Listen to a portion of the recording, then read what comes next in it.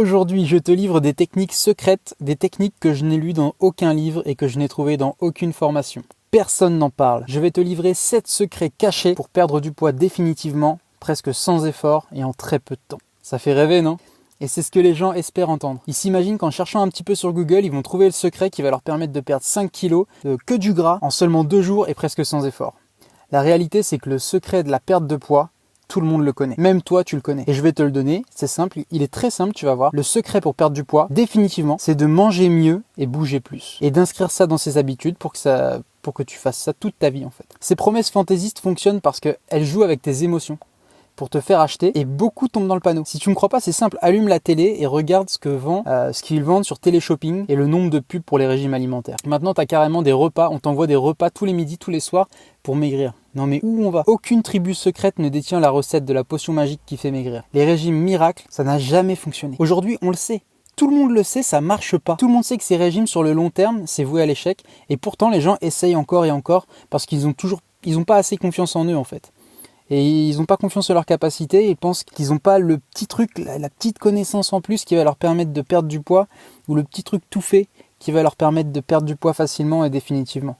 Et donc ils essayent tout ce qui sort. La vérité, c'est que ces régimes te détruisent et ils dérèglent totalement ton équilibre hormonal. Et tu le vois, combien autour de toi ont essayé ? Combien ont fait des régimes et ont repris plus après que ce qu'ils ont perdu pendant leur régime ? Alors je vais quand même te livrer mes 7 secrets à moi pour perdre du poids. Tu vas voir que c'est très simple, on se fait souvent des films en s'imaginant que c'est difficile, qu'il y a des codes pour tout simplifier parce qu'on est habitué à tout avoir maintenant en un clic. Donc aujourd'hui, je voudrais te laisser 7 vrais secrets qui sont en réalité des choses que tu sais au fond de toi mais que tu n'appliques pas. Donc ce que tu dois faire, c'est mettre sur pause, sortir une feuille, un stylo, noter ces astuces et t'obliger à les appliquer une par une. Il suffit de modifier tes habitudes. Les habitudes, ça se crée, donc laisse-toi le temps d'inclure tout ça dans ta routine et progresser pas à pas. Première règle, premier secret, n'achète pas ce que tu ne veux pas manger. Et je veux dire par là, de manière générale, n'achète pas tout ce qui va te faire grossir. N'achète pas tout ce qui est aliment industriel. Ne va plus dans les rayons céréales, c'est que du sucre les céréales. Ne va pas dans les rayons gâteaux, bonbons. Tu te doutes bien que c'est pas ça qui va te donner un corps en bonne santé. Si tu veux avoir l'air de quelqu'un qui est en bonne santé, tu dois manger des aliments sains. Et évite au maximum le rayon des pains et des brioches. Pourquoi ? Alors, si t'en as pas dans ton placard, t'as zéro chance d'en manger. Ça c'est sûr. Si t'as pas de brioche dans ton placard, t'en mangeras pas. A contrario, si t'en achètes au cas où, c'est trop tard. Tu vas le manger, c'est sûr. Tu vas le manger avant qu'il soit périmé. Donc n'en achète pas et ça résout le problème. Ton corps n'a pas besoin de gâteau pour fonctionner. Il n'a pas besoin des kilos de sucre contenus dans ton paquet de céréales préféré, ni de la bonne brioche au beurre. Alors, supprime pas tout d'un coup. C'est sûr que si tu enlèves tout d'un coup, ça va être difficile.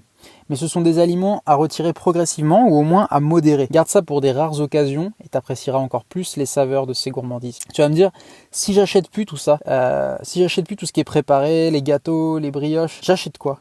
Je peux comprendre si tu penses comme ça, t'es trop extrême en fait.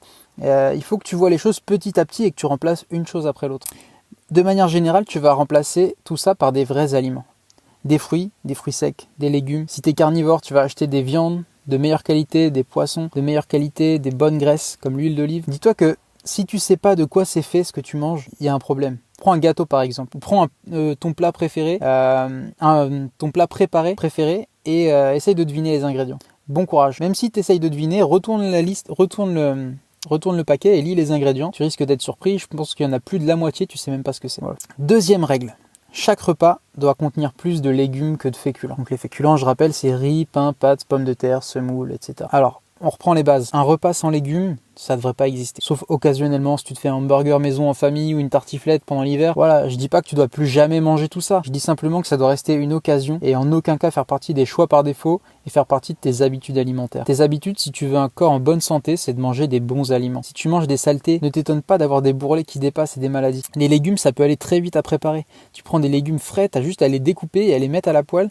Et si c'est des surgelés, tu les mets dans l'eau et c'est prêt en 10 minutes. Donc pas d'excuses. Troisième règle, prévois des collations saines, type des fruits, pommes, bananes, ça s'emmène partout ça. C'est très pratique à emporter.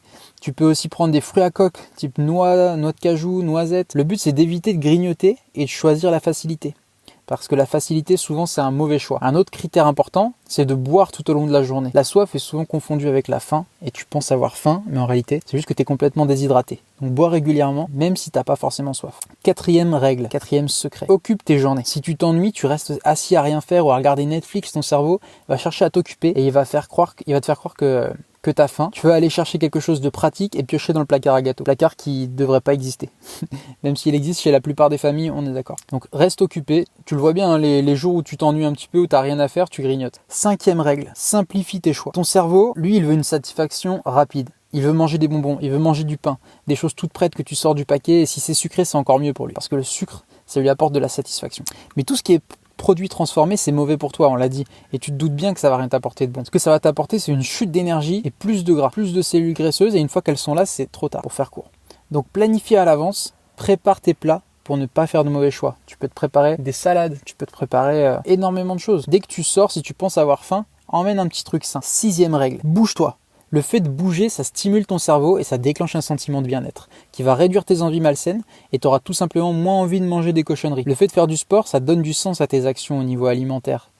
Tout ton mode de vie a un sens, tu fais du sport, tu manges bien, tu respires le bien-être, voilà, ça devient logique pour toi. Tout est cohérent en fait. Et ça va se voir sur ton corps. Sans oublier que si tu bouges, tu dépenses aussi des calories. Donc, au niveau de la balance énergétique, tu brûles plus que ce que tu apportes et donc ça devient intéressant. Septième règle et dernière, ne fais rien d'un seul coup. Je te l'ai dit, si tu arrêtes toutes tes addictions d'un coup, tu vas avoir du mal à les remplacer. C'est des mauvaises habitudes et les habitudes, ça se remplace peu à peu. Donc tu dois les remplacer par des bonnes. Tu tiendras pas, si tu remplaces tout, tu tiendras même pas une semaine. Si tu te dis demain j'arrête le chocolat, le fromage, le pain et je mange que des brocolis et du poisson, ça va pas le faire.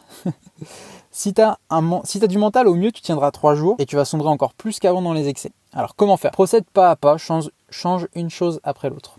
Les addictions, c'est très puissant. Et je suis convaincu que tu peux pas complètement supprimer une addiction. Ou alors ça va prendre des années, quoi. Mais le plus simple, c'est ce que recommandent les psychologues, c'est de remplacer une mauvaise habitude par une bonne. Et c'est pourquoi je te conseille de trouver les bons leviers et changer ton mode de vie, une chose après l'autre, en remplaçant par des plaisirs sains.